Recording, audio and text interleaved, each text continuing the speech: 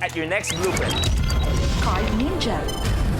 Sa challenge na ito, isa-isang ibabato ng player ang baraha para ito'y tumusok sa pakwan. Ang huling makakagawa ng challenge ang mai-eliminate. Bagong lahat, kasi nung ibang mga teen episodes natin, nagkaroon tayo ng mini-debate. Hindi naman debate, mga questions na kailangan ng mga kasagutan. So ngayon, ang boys, may tanong para sa mga girls. Nash, yung kalalakihan sa henerasyon nyo, ano ang hindi nyo mag-get sa mga girls? Actually, napag-usapan namin talaga to eh. Grabe. Hindi namin maintindihan yung mag-good night sila. Hindi talaga. Tapos makikita mo active now sa Facebook Messenger. Pero nag-good night na, ha? Nag-good night na! Oo. Nag-share pa! So, sinasabi mo na tinapos na yung usapan, pahinga na dapat, pero green na green pa. Pwede naman na sabihin, baby, may kausap ako Oy, iba. Wow, baby! May Joke lang, baby! Joke lang, joke lang, joke lang. Siyempre, girls, bibigyan ko kayo ng time para magpaliwanag. Siguro di lang namin na-log out ng Facebook. Aba, pwede.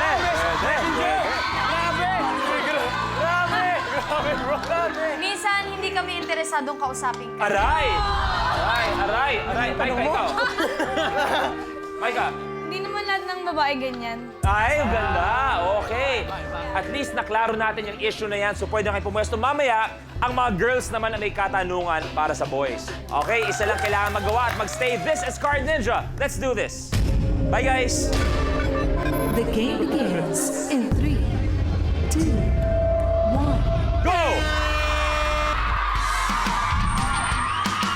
Gyros, tapos. Vibrary, tapos.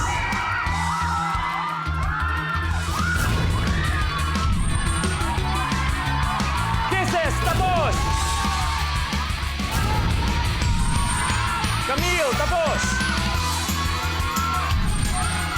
Pasok, Paolo, okay na yan, okay na yan.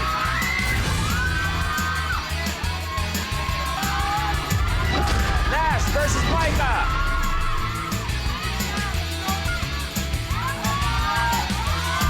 Oh. Okay.